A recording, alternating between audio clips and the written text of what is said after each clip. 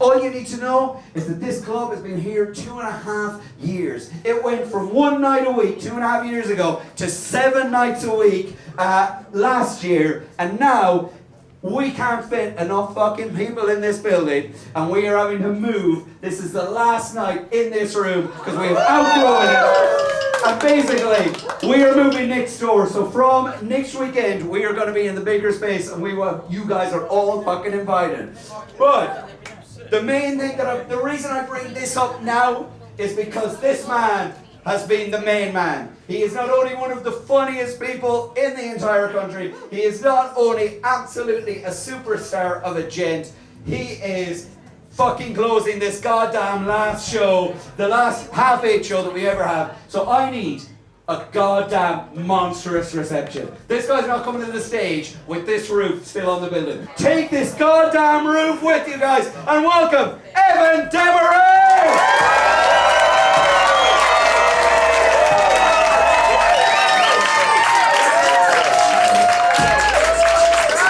Oh shit! Keep it going for pure loss, everybody.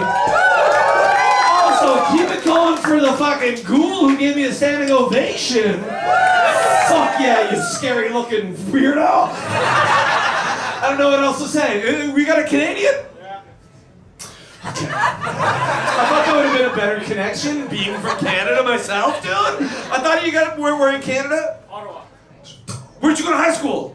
Maribel. Hillcrest! Oh! Alright, that's the tone of the rest of the night. I hope you guys know that. It's just gonna be us being like, you know Hot 89.9? Oh yeah. I used to work for them. Muller and Rush? Fuck yeah! Oh, doesn't this feel like fucking Terrence and Phillip already, dude? Fucking wild. How long you been out here? About a month now. About a month? Go home. Leave. How long are you supposed to stay? A year? Good luck in the winter, dude. If you think summer was bad, wait until the sun doesn't come out. I'm Canadian. Yeah, I'm used to snow, where the moon bounces off the snow to create what feels like daytime. Here, snow falls off you in the winter, right? Rain sticks to you and reminds you of your depression and how your dad used to hit you. He never did, but it reminds you of that. That could have happened. Oh, man. Honestly, I love the UK. I've been living here for 7 years. But I did move out here because I was a happy person. And I was like, where can I move to balance that out? Sunny Manchester! Legit, the first week I was here, I saw a man wearing sunglasses during overcast. And a local dude went up to him, knocked the sunglasses off his face, stared him in the eyes, and just yelled, "The sun doesn't come here."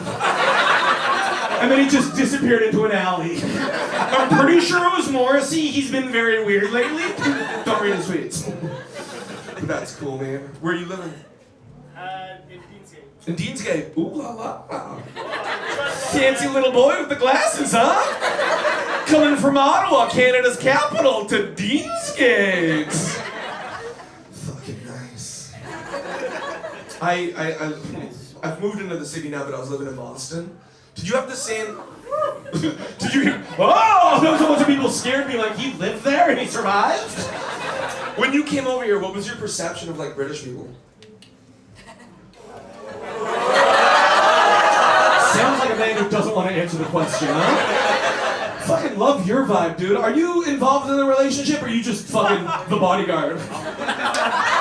You're the bodyguard? Yeah? Sick. Because you guys look like you're in love. Did you just go, oh, as an answer? You're like, that's nice? Okay, because I see that hand slowly rubbing against the leg in a cute way. Do you even know each other? Okay, cool. I get it. This is what interacting with British people feels like. It's like we don't have self-confidence. You have to pull it out of them. Swallow. You got it. When I come over here, though, I thought your adults were going to be scary. Turns out your children in the UK scare the fuck out of me. I feel like every child born in the UK just comes out of the womb vaping. Like every delivery room just smells like sour raspberries. And in Manchester, I swear to God, they create a shift in the womb, cut their own umbilical cord, and walk out like, yeah, I talk it. It's rough. Have you seen them yet? With the tracksuits, the hood up, the pale faces like they've never seen vitamin D. They got a little fanny pack on. They look like a little monochrome version of Kenny from South Park. They ride around on mountain bikes with no mountains around. They're doing wheelies like they're auditioning for Cirque du Soleil. It's impressive. But in my neighborhood, right, there's always these 3 kids, right, in Moss, and they're always playing football against the wall of a house. Because I guess they don't know where their dads are. Look, I also don't know where their dads are.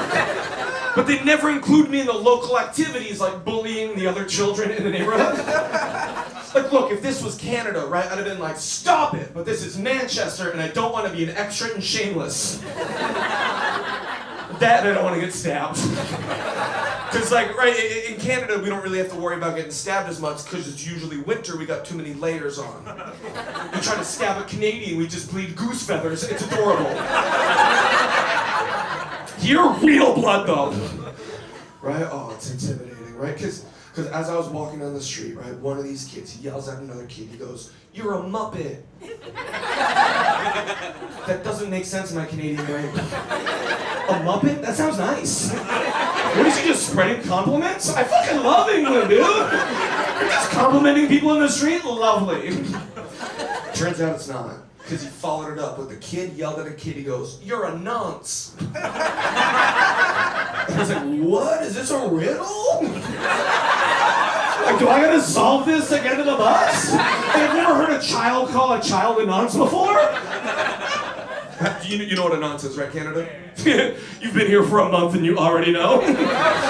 You walked around with that beard and glasses combination and people taught you what it meant. Nonce is like a pedo, right? Like a pedophile for those who don't know.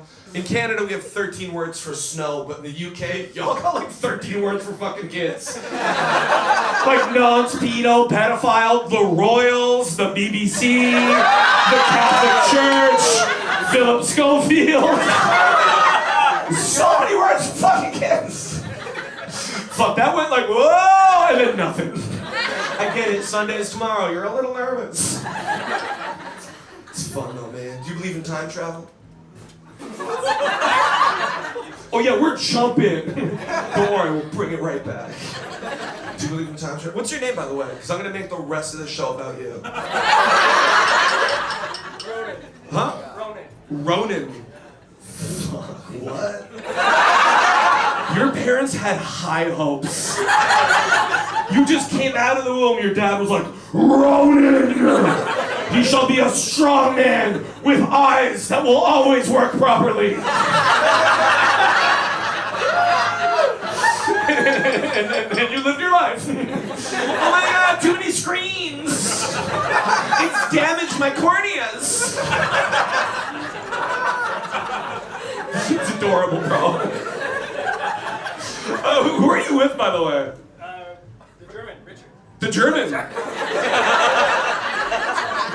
Wie geht's? Ah, so gut. Das ist super Affengeil. Da sind wir dabei. Das ist prima.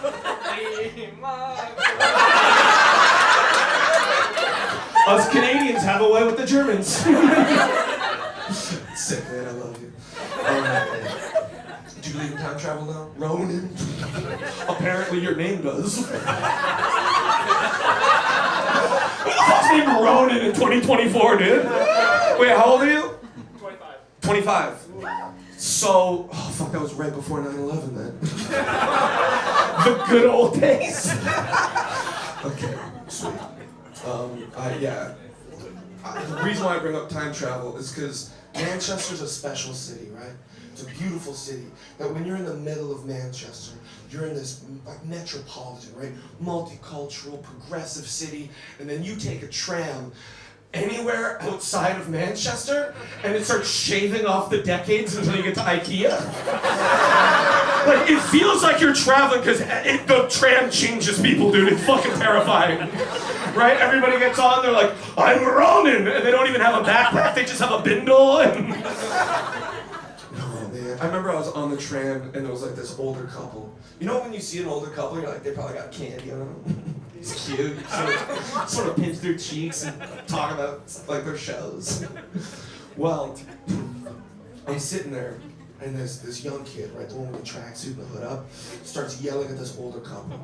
And everybody in the tram is like silent, right, because they don't want to interfere. Because when you interfere, that's when you get stabbed. And you go, stop it. And they go, ha! And you go, okay, thank you. I love the NHS. And you just start banging a pan. I don't know where you found the pan, but it's the tram. You know? So as we're all sitting there quiet, right? This, and I never just call somebody this, but later on in the story he goes, I'm a crackhead. So that's the only name I have for him. If he was like, my name's Fred, I'd be like, well, Fred went up to him, but he's like, I'm a crackhead. So this crackhead comes up behind the kid and goes, pick on someone your own size. The kid turned around and goes, I'll fight you. And he goes, let's take this outside. But all in a Mancunian accent that I can't do. I can't do Manchester. Anybody, do you have a thick Manchester accent? Not really. Cool. That was the most adorable thing. You're like, no, thank you. I don't want to be a part of this.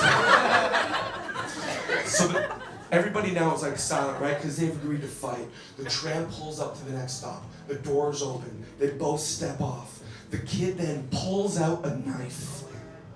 Exactly. There was an audible gasp on the tram, right?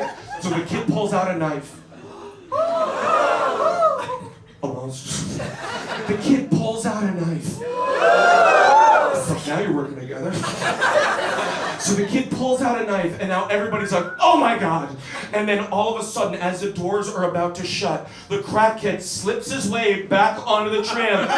Doors shut like Chris Angel. Doors shut, crowd goes wild.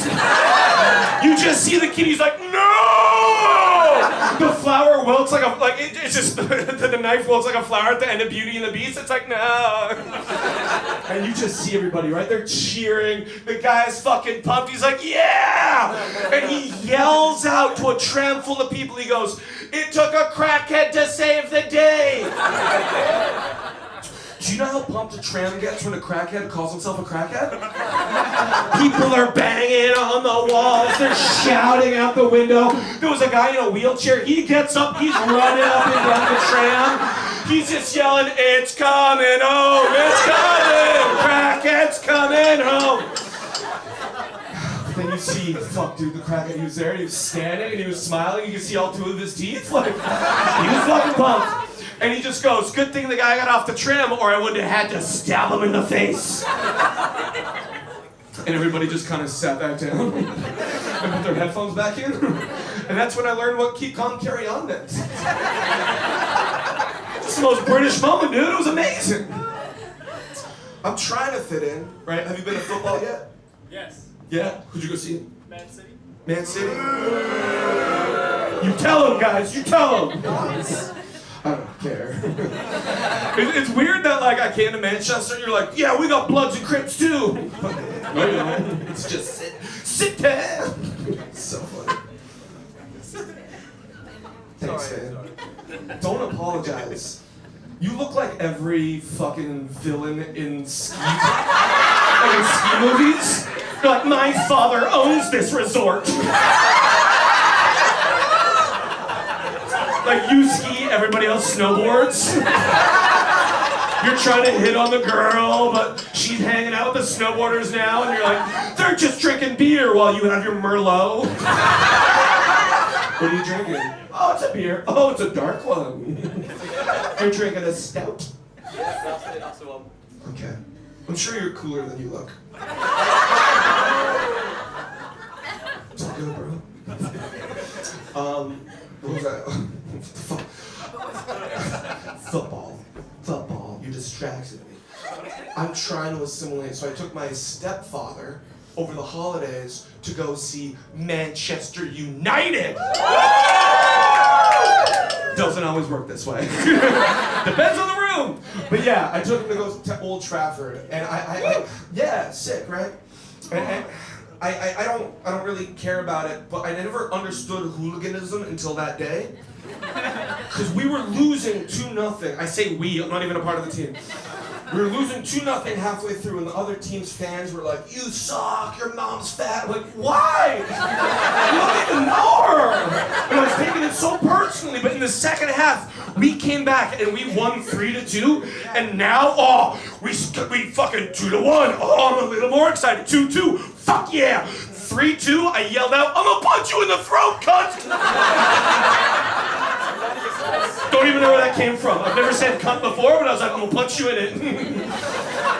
I was so fucking, and me and my stepdad got into it, right? And we started getting into the chants, and have you ever been to a game? No?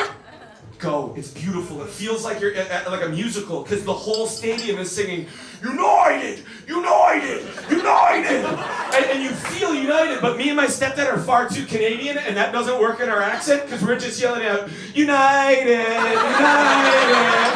Like, they were at a football game, we were in a parade. They're like, "Go red!" We're like, "Go every color of the rainbow!" So fun. Oh, man. Are you seeing anybody here yet? No. No? I've got a girlfriend back home. Oh, you got a girlfriend back home? Just a horny lady in the back? Barrow. I want to taste this maple. Boo. Halloween was 2 days ago, honey. Boo. Are you here with another guy? Yeah, she is. She's fucking going on a fucking hike and needs both poles. Was that too far? It came out of my mouth. I didn't mean to. I love you. I love both of you. He looks Canadian. Huh? He looks Canadian. He looks Canadian. So he looks Canadian and now you want the real thing? Yeah. You're sick of the imitation? Sorry? Try before you buy? Okay. It's not like this crowd interaction's gotten any weirder, right? You're just sitting there being like, I've read about Canada. That's sick, man. What's your name? My name is Aaron. Aaron? Cool. Did you just knock something over? That's cool, man. Live and laugh. Beautiful, man. When I first moved here, I moved to Charlton, which is a cool area. Charlton? Did I say that improperly? I got you. I went there and I was... I don't know why that was a laugh. Cool. I went from like, fucking to engage. How are you doing? You okay? What's up, Buttercup?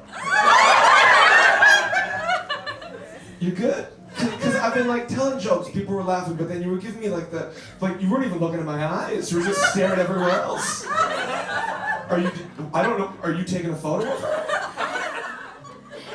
Are you documenting this? This is like in like any R&B concert where like the singer breaks it down, comes into the front row, like I'm Usher right now, and I'm just gonna start like dancing on you. Just start like just twerking. You wanna come sit on the chair and I'll do comedy directly on you? Do you wanna do it like that? Like a little fucking, will that keep you interested in the show? Will that keep you from being distracted? Oh yeah! You look like the same person except the before and after of the movie Grease. You look like Sandy at the start and you look like Sandy after she's trying to fuck with the leather on. Some people really like that. Everybody else couldn't see it, I assume. When I first moved here, I had a girlfriend back home too. It's when I moved to Charlton.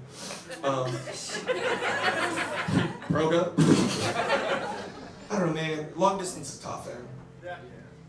Yeah. Sorry, it's supposed to be a comedy show, not... I fucked that up. But I went to a bar. There was a bar in Charlton called Alberta, which, if you don't know, is a province in Canada. So I went, and the place was maybe like a quarter of this size, right? It was kind of like a nightclubish thing, like a lounge. And I went up to the bartender, and I didn't really have any friends, right? And I went up to him, because that's what I do. I make friends with people who have to be my friends. So I'm like, "Hi, I'm Evan." He goes, "Hi, you should sit next to my friend. He deals cocaine." And I'm like, "Can you say that?"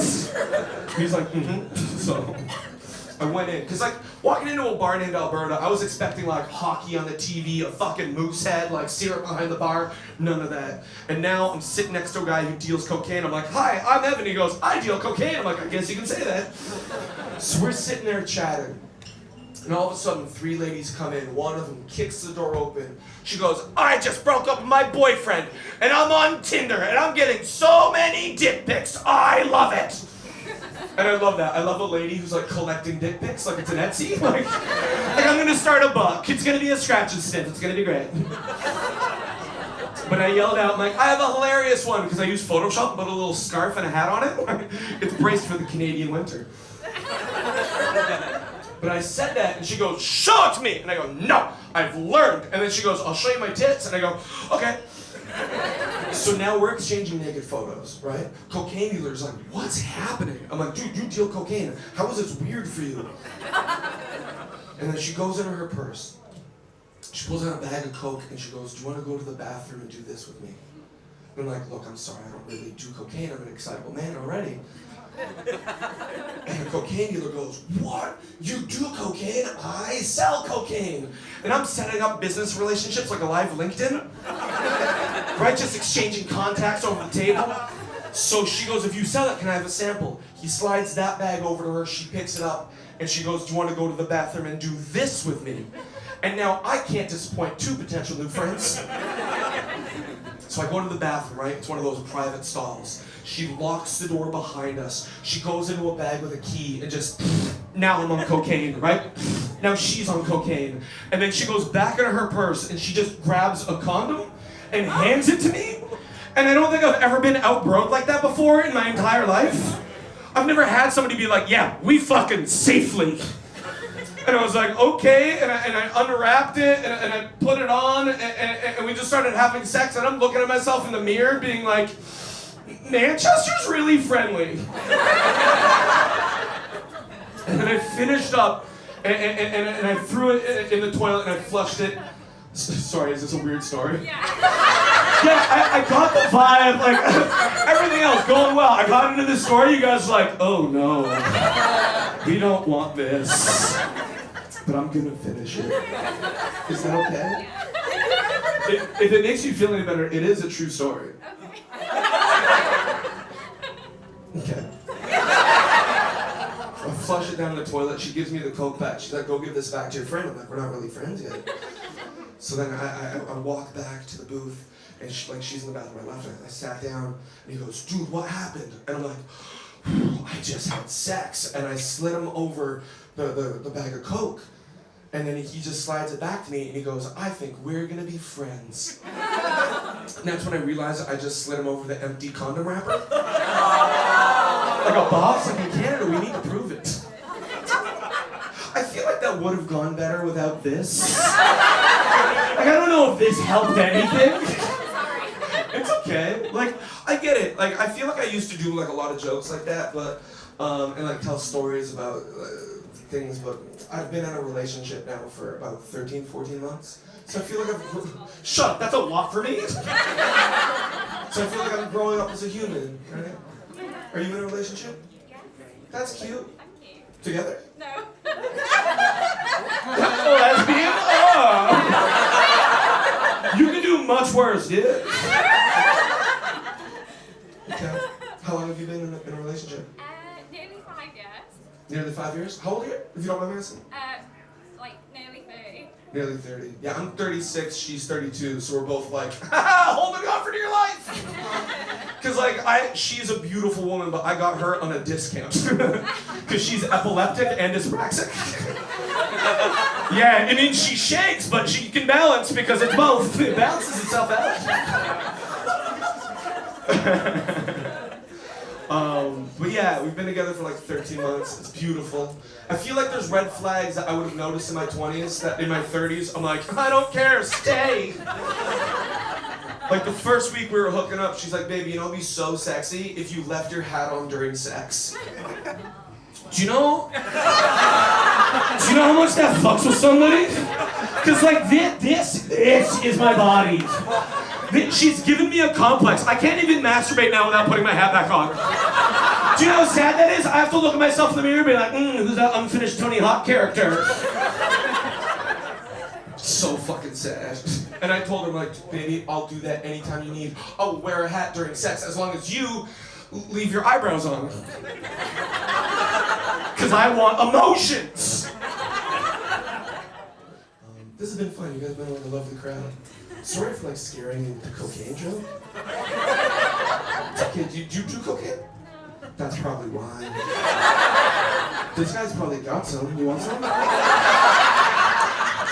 That's the plot of our movie tonight. He's trying to find who the coke dealer is on the mountain. Who is it? My dad's upset. I'm sorry to keep bringing it back to you, dude. You're just angelic, man. Did your voice crack on that? Sick. Did somebody go sexy?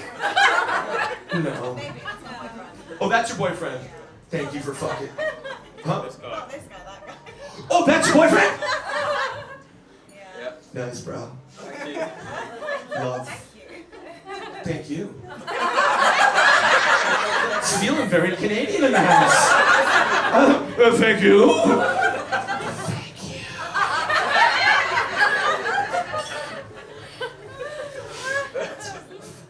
Alright. Do you think, because you're in a relationship, do you think porn's cheating? Fucking that lady's back.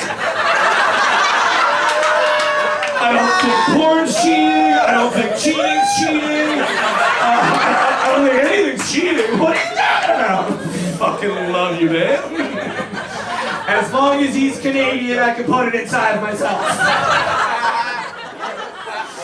There's a line I tiptoe a little bit, if that's okay. I don't think porn is cheating, that's my opinion, but during the pandemic I got locked down with the boys and I bought a VR headset so I could smoke weed and see the world. Some of you know where this is going. Because then a friend of mine was like, you know you can watch porn on there, and I was like, oh no, I bought a porn machine for my face. Because if you don't know, VR porn, 100% cheating. It is 180 degrees, surround sound, 3D. You feel like you're there. Has anybody tried it? Yeah? I just heard yeah from the corner. If you could do anything in VR porn, right? I got a blowjob from a dude, not gay. Not gay, dude. He's not there, but he's there. It's great. But like the thing is, I could only afford the trailer porn. Not like trailer in the American sense, like me and my sister. Like more like like trailer, like a condensed video, right? Down from like 10 minutes or like an hour down to like a 60-second clip, which means it's like quick cuts. You know, yeah, you're not gonna long. You're like, oh, I know. Sometimes all you need is the trailer. You know that classic one where like the girl knocks on the door?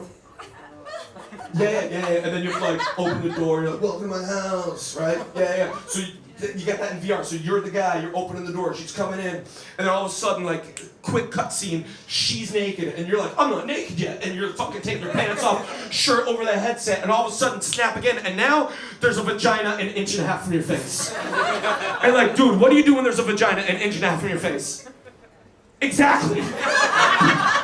What do you do when there's a vagina an inch and a half from your face? Mm-hmm. No.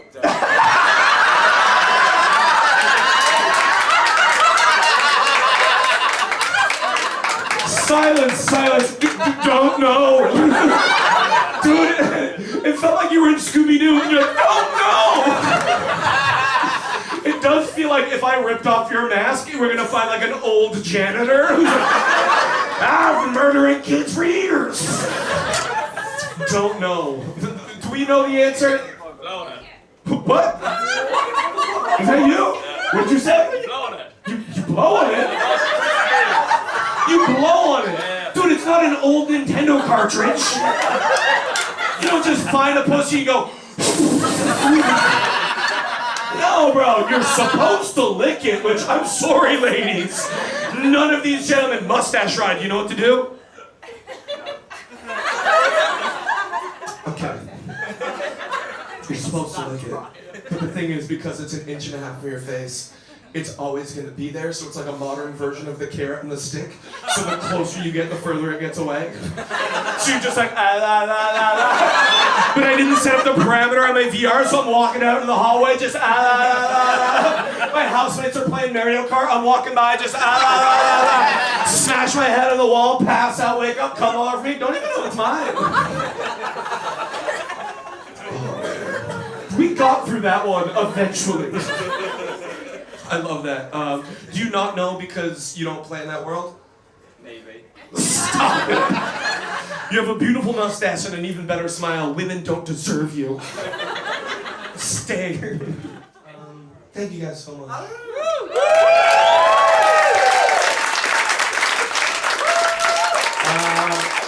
I just want to say thank you to all the comics and all the staff and each and every one of you guys. We're going to do a late show in here after where I'm going to switch from water to booze and we're just going to get fucked up. Alright, thanks guys. Kieran, you can come up and close it. I gotta go.